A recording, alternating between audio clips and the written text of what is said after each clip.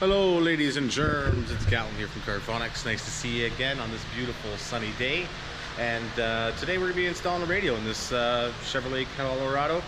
It's a newer model there, and one of the typical first things that I always do to make sure that I get the parts right is I'll go ahead and check the VIN number on the side of the vehicle here and just double check the year. And this one here is a 2015 model, and then I'll go over to my Metra website and check parts. So we'll go here, metraonline.com, go to year 2015 Chevrolet Colorado. It says submodel base LT WT Z71. I'm pretty sure this is a base model, but we're gonna go ahead and check the back of the tailgate to confirm. And it is just a base model. Typically the vehicles here in Canada anyways will have a little label on the back of the tailgate. If it's a truck, it'll just tell you, yep, it's a LT or a whatever, and press get parts. And tells you the dash kits here. So we're looking for a 95 3016G. We need a 40 EU55 antenna adapter, and we need a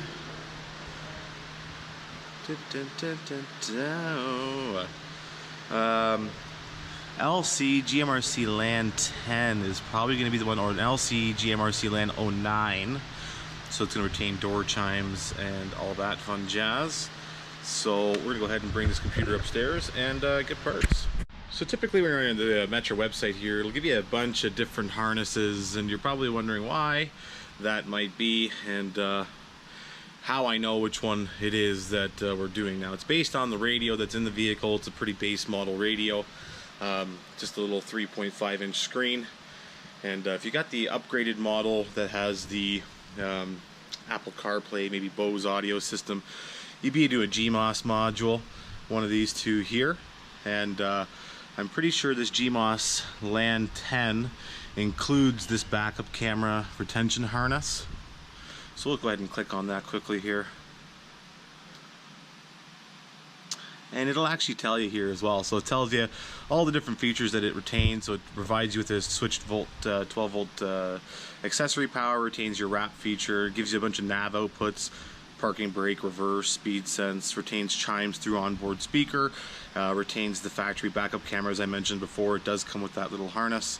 And then it'll tell you, designed for non-amplified models or when bypassing a factory amplifier, retains fade and balance. So this model doesn't have a factory backup camera. It is the base model. So we're going to scroll back down here.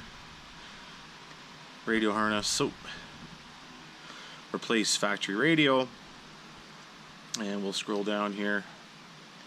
Click on that, open it up, and now we're looking for an LC GMRC LAN 09. And then we'll go over here and we will find the appropriate harness on the wall here. LC GMRC LAN 09, here it is, and we'll just go ahead and put that here. And we're also looking for a 95 3016G.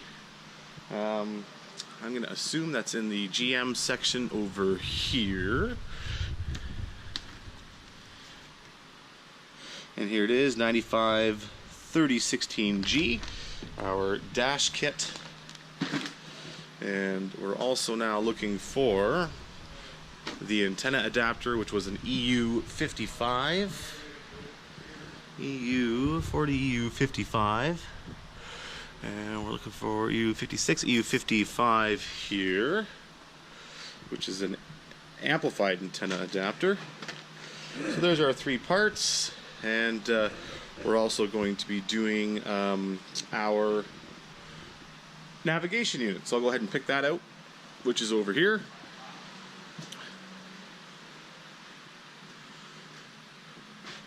And we'll go ahead and get this bad boy installed.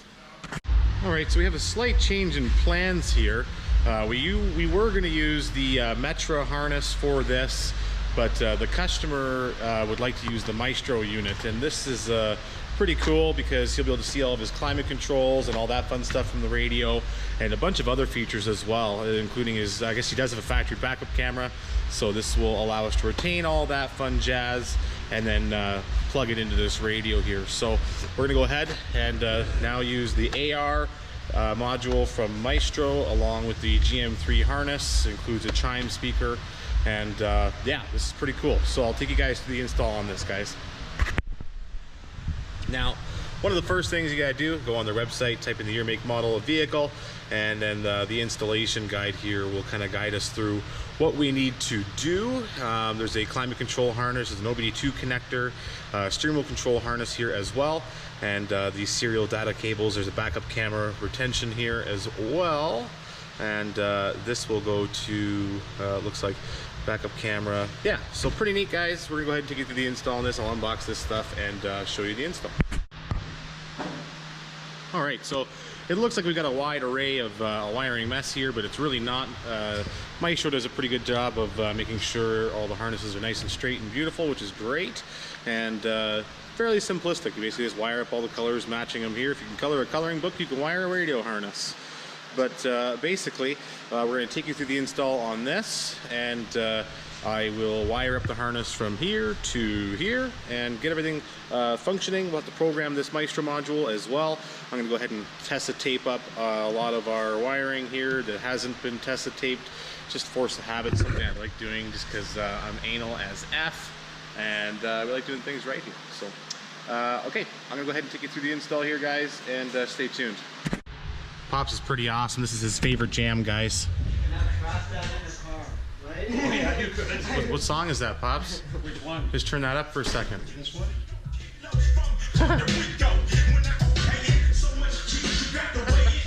That's his jam. That's his jam. It's a completely unnecessary step. You don't have to wrap all of the wires in Tessa tape, you know, like the external speaker and all this stuff. But force the habit, and the anal retentive fellow inside of me will not allow it to go inside of a dash without being Tessa taped. It's just in my head. You know what I'm saying, guys? It's in my head. I can't help it. It's in there, and I can't get it out. So I Tessa tape every single freaking harness that I do, and it's just kind of force the habit. I just love this stuff. So. Okay, so once you get your anal retentiveness out of the way, you can get some of this Tessa tape at GCM Caledonia in Canada. Here, if you're in Canada, yeah, you want to pick some of this stuff up. GCM guy in Caledonia. Company name is called GCM.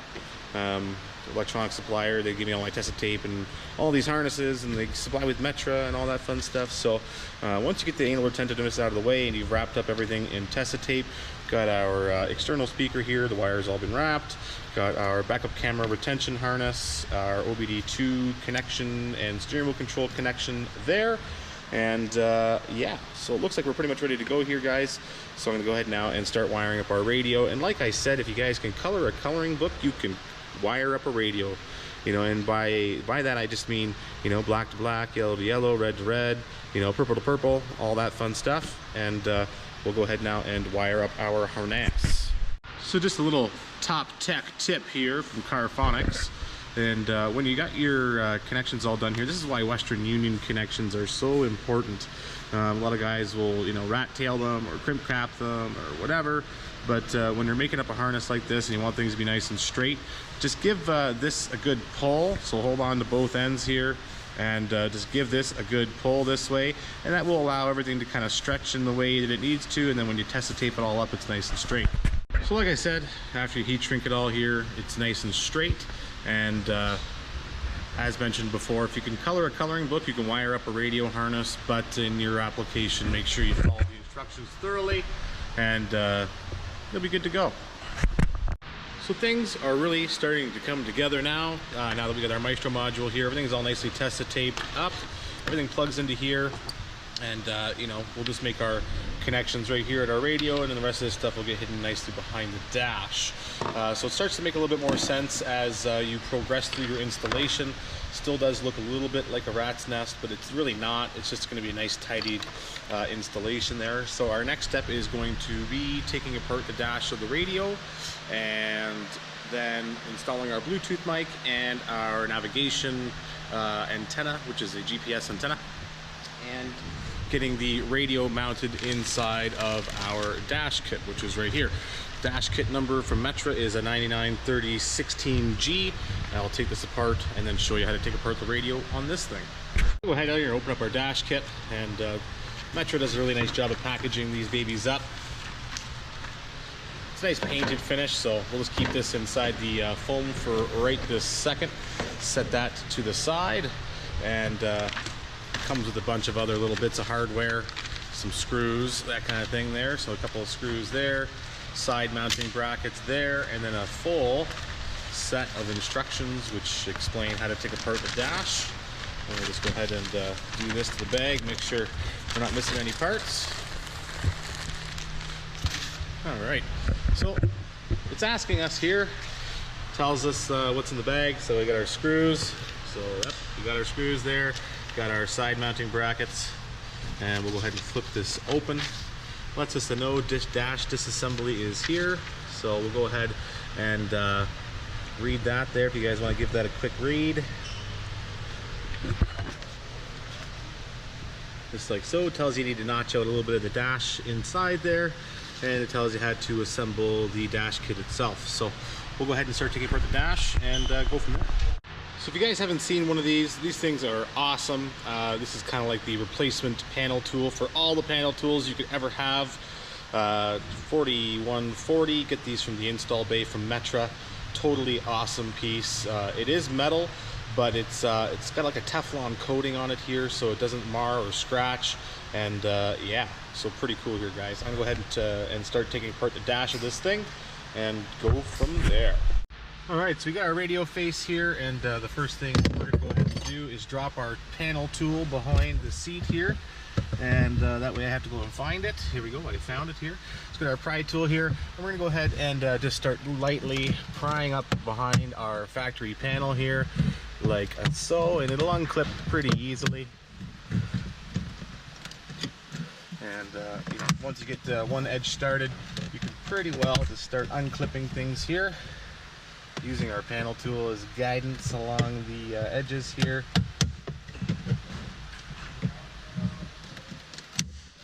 And this whole panel should pop right off, just like so. That'll come off. We want to set that somewhere nice and safe, because you will be reusing that. The next step from there is to go ahead and start removing all of our screws, and you'll need a 9/32 or a 7mm nut driver, and we can just go ahead and remove all these screws, and I'll save you the hassle of having a look at that. Alrighty then, so once you get all those screws removed, you can go ahead and start prying this panel off of the dash. Take your time with this, guys. You don't want to scratch anything up or mar anything, and it'll just pull away from the dash like this, and then you can start disconnecting all of the connectors on the back. Alrighty, Charlies, so once you get that radio face off, there's just 3 connections here. One here for the screen, one here for the climate controls, and one here for, I believe the 4-way hazards. Next step is to start disconnecting all these connectors that are on this radio block here.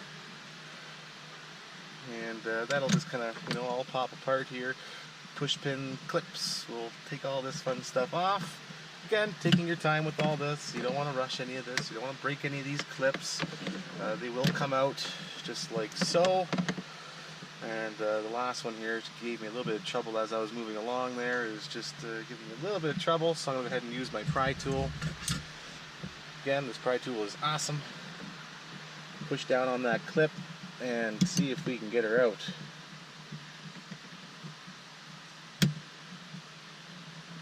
She's tight like a tigra, boys. Let me get at this. Alright, I got that stupid freaking connector off here. It is quite a nice, tight pressure fit. That is going to be our antenna lead. So the rest of these little clips here, we're going to need to just kind of pop all these off. These are just the wiring loom holders. Just kind of holds everything from the factory there. Nice little use again for this pry tool to slowly but surely lift all these bad boys off of there. You want to retain as many of those as possible.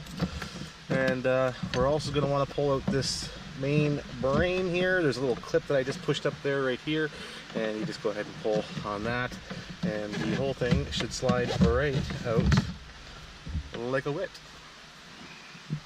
Alright, so now you got all that stuff removed. The instructions say to remove the shaded area, which if you're looking behind the dash there, you can kind of make out. So here's the picture, there's the dash. We're going to be cutting along this area up here, along the back of it here, and then back over, down on kind of somewhat of an angle, and then in between all of this. That's going to make room for the aftermarket radio. We're going to go ahead and remove those two 9/32 screws and cut all that jazz out. Making note not to cut the shit out of this harness. Now, if you guys don't have one of these tools, you'll want to invest in one. It's called an air saw blade on there. There's only one real way of doing this properly, and it's with this, and we'll go ahead and cut that out there. I'll save you the jazz of doing it on camera. Maybe I'll do a little bit on camera, maybe I won't, probably won't, and we'll go from there. Alright, so we got some of the dash prepared here with our cutting. Another tool you want to invest in is a die grinder to get that back cut along the back there, nice and straight, and then we will go ahead and trim everything out and make it look pretty. Alright, so we got our sub dash all cut out here, and again, I want to make a key note here that you guys really need to be very careful of all these harnesses that are behind there when you're cutting that out. Even using a Dremel tool, just take your time. Don't cut anything you don't want to cut, because I'm telling you, if you were to cut a wire that's back here somewhere, repairing that is not going to be very much fun. So just take your time with that, use caution, and eventually the piece will come out, and it should look something like that. And you can trim it out nice and just kind of, you know, grind down your edges and that kind of thing and just make it really nice. So moving on to the dash kit assembly. We just remove our climate control unit here out of the factory radio housing, because this is going to be getting used in the aftermarket radio dash kit, and then we can just set this baby aside and allow the customer to retain and keep that in case he ever decides to put it back to factory. And we'll just go ahead and assemble this kit, and I'll show you the finished product after. So I fibbed a little bit. You do actually have to remove the vents out of the factory dash bezel as well, and then you can set that to the side for the customer. Alrighty, so the dash kit assembly is fairly straightforward. Just follow those instructions. You do have to assemble the back brackets for the radio on the left and the right before you put the vents in, because then you can't get the screws into the radio. So radio goes in first, and then the vents. And yes, I made that mistake. Anyhow, so we're gonna go ahead now and continue in putting the Bluetooth microphone in, and we're gonna go ahead and put the navigation GPS antenna in. And then we can program the module and get this whole thing rolling. So we'll catch up soon. All right, guys, so there's quite a bit involved with the Maestro module. There's a steering wheel adapter here. There's an OBD2 connector that has to go on the OBD2 port. And then, of course, keeping all your managements of your cables is very, very important. There's quite a bit going on here. So I'm just in the process of getting the computer loaded up over there. I'm typically a MacBook guy. I really hate PC. Just because it's slow and it's garbage. In my own personal opinion, you guys can take that however the hell you want. You can describe, you can do all sorts of crazy shit if you want to, but I'm a Mac guy. Once you go Mac, you'll never go back. So I am just in the process of, like I said, wiring up this bad boy to the computer and getting it programmed, and then I can throw the radio in, program it all, and show you what that's all about. And this right here is why I hate PC. Been literally sitting here for about, I don't know, 5 minutes looking at this fucking screen here, waiting for this damn thing to turn on. The coolest thing about a MacBook is when you turn it on, guess what? It just turns on. It's pretty neat. It's one of those weird phenomenons that people don't really seem to get. But for me, unfortunately, all these programming tools require a PC. They're not Mac compatible. Sure, I could put a, you know, Windows emulator on my MacBook and start screwing around with it, but I like it to work. So unfortunately, I'm just going to sit here and have to wait for this computer to you know, turn on. And about 10 minutes later, about 20 minutes into this now, and finally it's working on updates. It says it's 100% complete, but no, clearly not. So just watching some YouTubes on the phone here. Literally an hour later, doing nothing.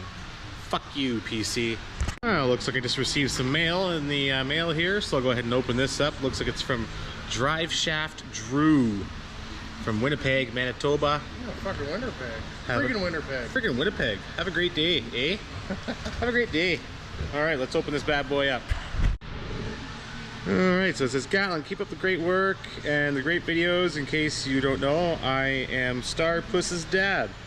Also, a few spare stickers, bumper stickers, or other YouTubers in your area like Bill Siff or Nelson. Laugh out loud.